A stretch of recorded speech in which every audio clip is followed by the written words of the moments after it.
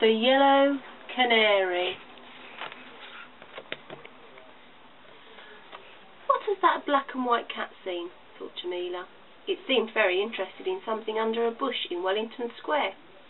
Jamila crept closer and saw what the cat was ready to pounce on. It was a small yellow bird which lay very still on the ground. Page 2. Jamila knew what was going to happen if she didn't do something very quickly.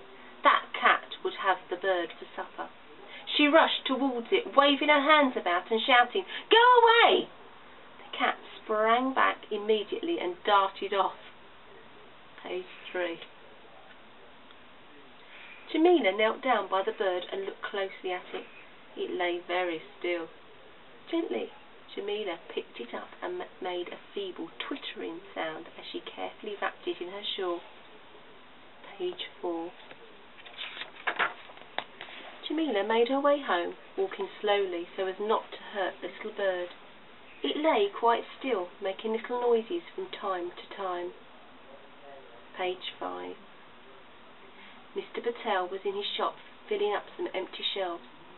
"What have you got there?" he said, noticing the way Jamila was holding her shawl. "It's a canary," said Jamila. "I found it in the square. A cat was just about to pounce on it." Mr. Patel looked at the bird. "Well, there's obviously something wrong with it," he said. "Birds don't lie still like that unless they're sick or hurt." "If I can make it better, can I keep it?" asked Jamila. 6. Before Mr. Patel could answer, the door of the shop opened and Mr. Keeping came in. "Ah," said Mr. Patel, "just the person we need. Jamila has found a canary. We think it's hurt, but we don't really know what's wrong with it." Mr. Keeping said that he would have a look at the bird. Page 7. Very carefully, Jamila passed the bird to Mr. Keeping. He held it very gently in one hand and felt its body with the other. "Its wings are hurt," he said. "That's why it let you carry it home, Jamila." Page 8.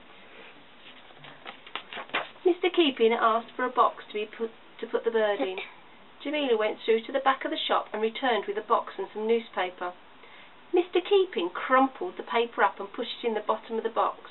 He carefully picked up the bird and put it on top of the paper. Page 9.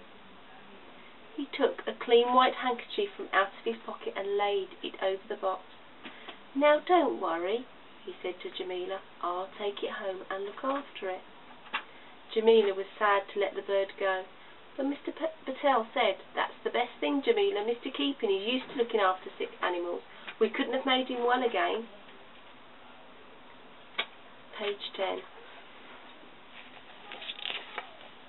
2 days later, Mr. Keeping came back into the shop. He was carrying the small cardboard box, but this time it was covered with a lid with holes in it. He placed it on the counter. Mr. Patel was busy serving, but Jamila came straight over to Mr. Keeping. "How is the canary?" she asked. Page 11. Mr. Keeping took the lid off the box to reveal a brown bird with a yellow spot on its head. Page 12. "A sparrow," said Mr. Keeping. "It was painted yellow to look like a canary." "You can get a lot of money for a canary." By this time Mr. Patel had finished serving and he had joined Jamila and Mr. Keeping. He peered into the box. "Well, well, well," he said.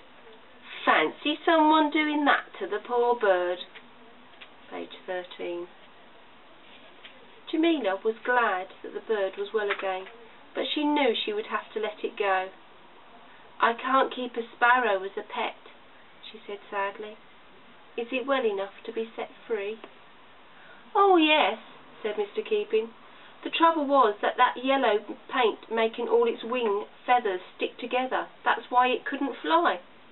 Page 14.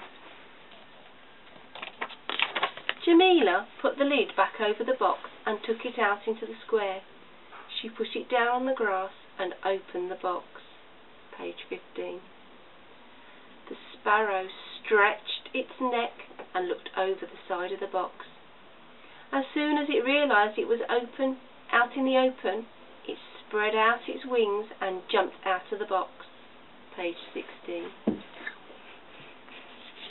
Jamila watched as it tried to fly. At first the sparrow only went a short distance and flopped back on the grass, but at last it flew right off the ground and landed on top of the statue.